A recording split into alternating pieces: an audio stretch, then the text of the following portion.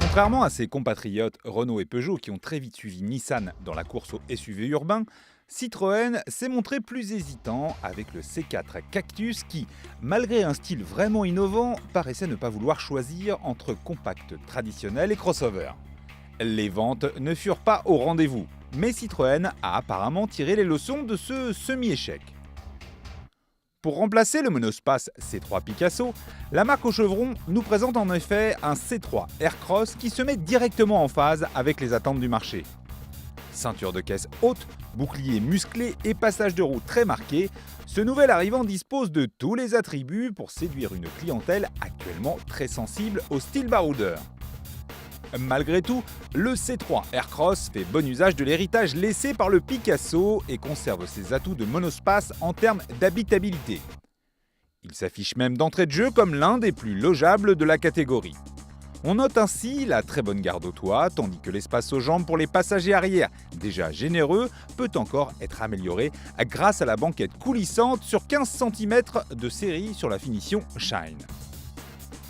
Le coffre est quant à lui l'un des plus vastes du segment, offrant 410 litres extensible à 520 litres. Parmi les astuces pratiques, on remarque le siège passager qui peut se replier afin de pouvoir charger des objets jusqu'à 2,40 m de long, ou encore le coffre à double fond.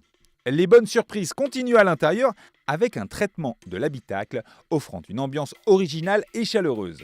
Enfin, les sièges surprennent par leur assise large et très confortable. Autant dire que l'on se sent rapidement à l'aise à bord du C3 Aircross. Et une fois sur la route, ce sentiment perdure grâce à un très bon compromis offert entre confort de suspension et rigueur du châssis.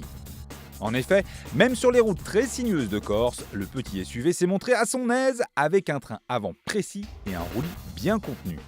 Le moteur essence 1,2 litre PureTech de 110 chevaux nous a de plus donné pleine satisfaction, malgré des relances parfois un peu justes sur ce trajet exigeant. La version 1,6 litre HDI 120 offre l'avantage d'un couple bien supérieur et ainsi de meilleures performances, mais se montre plus onéreuse de 2 700 € à finition égale. Enfin, malgré l'absence de transmission intégrale, le C3 Aircross garde tout de même la tête haute en dehors des routes goudronnées grâce à sa bonne garde au sol et à l'option Grip Control. Le Citroën C3 Aircross a le bon goût de se montrer plutôt raisonnable en termes de tarifs, démarrant à 15 950 € en essence PureTech 82 ou 18 950 € en diesel HDI 100, avec le premier niveau de finition live déjà bien équipé. Il devient ainsi plus accessible que ses compatriotes Peugeot 2008 et Renault Captur à motorisation et équipement équivalents.